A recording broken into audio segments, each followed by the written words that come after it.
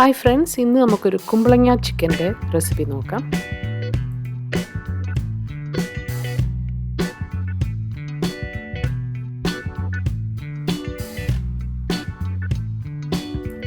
ചൂടായ പാത്രത്തിലേക്ക് വെളിച്ചെണ്ണ ഒഴിച്ചു കൊടുക്കുക. അതിനുശേഷം ഒരു 3 ടേബിൾ സ്പൂൺ ഇഞ്ചി ചതച്ചത് ഇട്ട് കൊടുക്കുക. 4 ടേബിൾ സ്പൂൺ വെളുത്തുള്ളി അതുപോലെ തന്നെ ചതച്ചത് ഇട്ട് കൊടുത്ത് എല്ലാം കൂടി നല്ലവണ്ണം വഴറ്റിയെടുക്കാം. പച്ചമുളക് നടുവേ പിളർന്നത് ഒരു 4 എണ്ണം.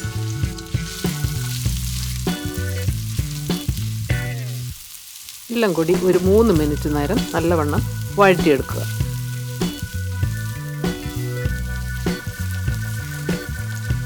ഇതിൻ്റെ കൂടെ കുറച്ച് കറിവേപ്പില കൂടിയിട്ട് നമുക്ക് വഴറ്റിയെടുക്കാം.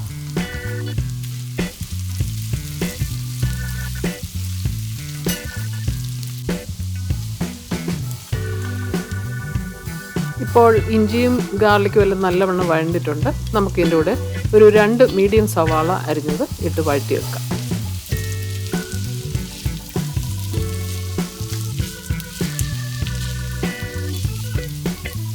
ഈ സമയം 1 ടീസ്പൂൺ ഉപ്പ് കൂടി ഇട്ട് കൊടുത്ത് നല്ലവണ്ണം വഴറ്റിയെടുക്കും.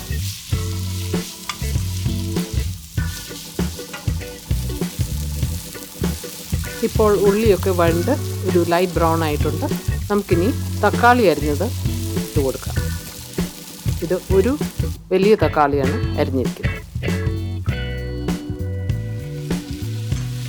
ഇത് കൂടിയിട്ട് നല്ലവണ്ണം വഴറ്റിയെടുക്കുക. വേണമെങ്കിൽ നിങ്ങൾക്ക് ഇത് അടച്ചു വെച്ച് കുറച്ച് നേരം വേവിച്ചെടുക്കാം.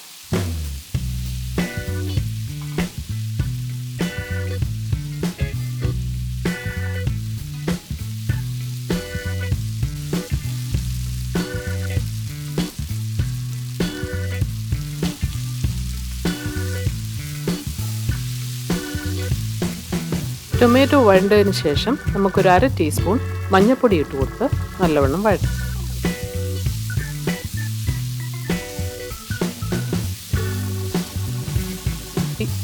മഞ്ഞൾപ്പൊടി വഴണ്ട് കഴിഞ്ഞിട്ട് ഒരു 2.5 ടേബിൾ സ്പൂൺ മല്ലിപ്പൊടി ഇട്ട് കൊടുത്ത് വഴറ്റുക.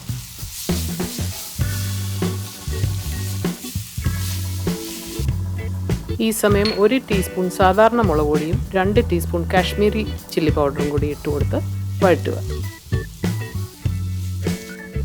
ഇനി 1 ടീസ്പൂൺ കുരുമുളക് പൊടി കൂടി ഇട്ട് കൊടുക്കാം. മസാല കരിഞ്ഞു പോകാതിരിക്കാൻ സ്വല്പം വെള്ളം ഒഴിച്ച് കൊടുത്ത് നല്ലവണ്ണം അത് വഴറ്റിയെടുക്കുക. ഇനി ഗരം മസാല പൗഡർ കൂടി ഇട്ട് കൊടുക്കാം. ഒരു 1.5 ടീസ്പൂൺ ഗരം മസാല പൊടി ഇട്ട് കൊടുക്കാം. മസാലയെല്ലാം വഴണ്ട് കഴിഞ്ഞിട്ട് നമുക്ക് കോഴി കഷ്ണങ്ങൾ ഇട്ട് കൊടുക്കാം. ഇത് 1300 ഗ്രാം ഉണ്ട്. നല്ലവണ്ണം ഇളക്കി മസാലയെല്ലാം എല്ലാ കഷ്ണങ്ങളും ആവുന്നത് വരെ നല്ലവണ്ണം ഇളക്കി കൊടുക്കുക. ഒരു 1.5 കപ്പ് ചൂടുവെള്ളം ഈ സമയത്ത് ഒഴിച്ചു കൊടുത്ത് എല്ലാം കൂടി നല്ലവണ്ണം മിക്സ് ചെയ്ത് അടച്ചു വെച്ച് ഒരു 15 മിനിറ്റ് നമുക്ക് കോഴി വേവിച്ചെടുക്കാം. ഈ സമയം ഉപ്പൊക്കെ അഡ്ജസ്റ്റ് ചെയ്ത് കൊടുക്കണം.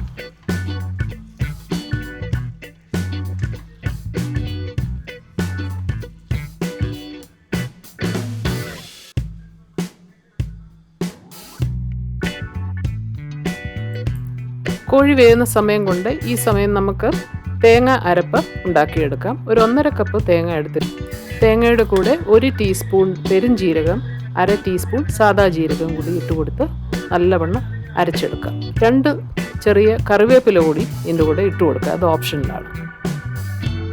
ഇപ്പോൾ ഇവിടെ സ്മൂത്തായിട്ട് അരച്ചെടുത്തിട്ടുണ്ട്.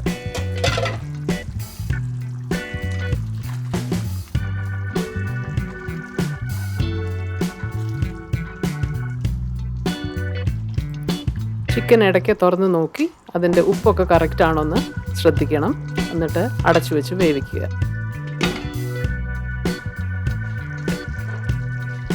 ഇപ്പോൾ ഒരു 15 മിനിറ്റ് ആയിട്ടുണ്ട്. നമുക്കിനി അരിഞ്ഞു വെച്ചിരിക്കുന്ന കുമ്പളങ്ങ ഇട്ട് കൊടുക്കാം. ഇതൊരു 1/2 കിലോ ഉണ്ട്.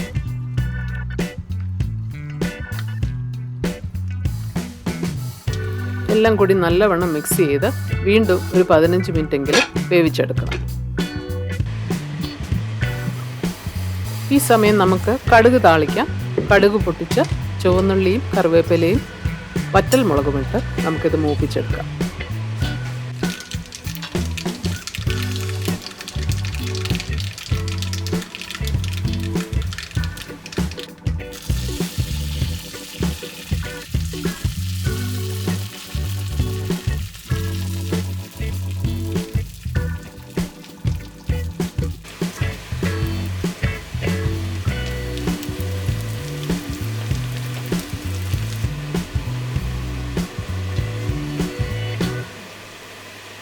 ഇത് മൂത്ത് കഴിയുമ്പോൾ ഒരു 1/2 ടീസ്പൂൺ കശ്മീരി മുളക് പൊടി കൂടി ഇട്ട് കൊടുത്ത് അതൊന്ന് മൂപ്പിച്ച് നമുക്ക് പിന്നെ കറി റെഡിയാകുമ്പോൾ അതിലേക്ക് ഒഴിക്കാം.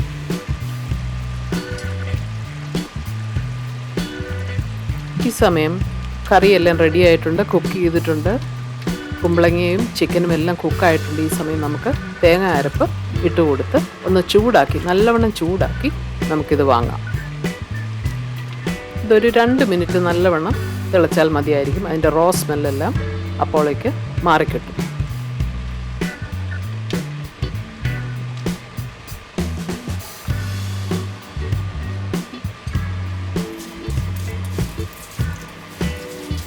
ഈ സമയം കടുക് വറുത്തത് നമുക്ക് ഒഴിച്ചു കൊടുക്കാം.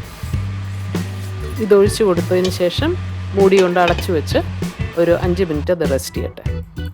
ഇനി നമുക്ക് ഇത് സെർവ് ചെയ്യാം. എല്ലാം കൂടി മിക്സ് ചെയ്ത് കൊടുത്തതിന് ശേഷം വേറൊരു പാത്രത്തിലേക്ക് സെർവ് ചെയ്തെടുക്കാം.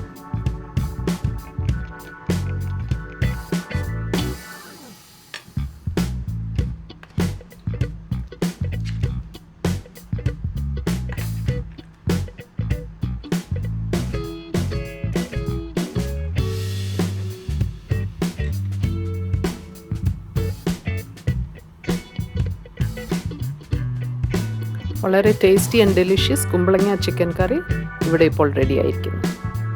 ഇതൊന്ന് ട്രൈ ചെയ്ത് നോക്കണേ, ചെയ്യാത്തവർ.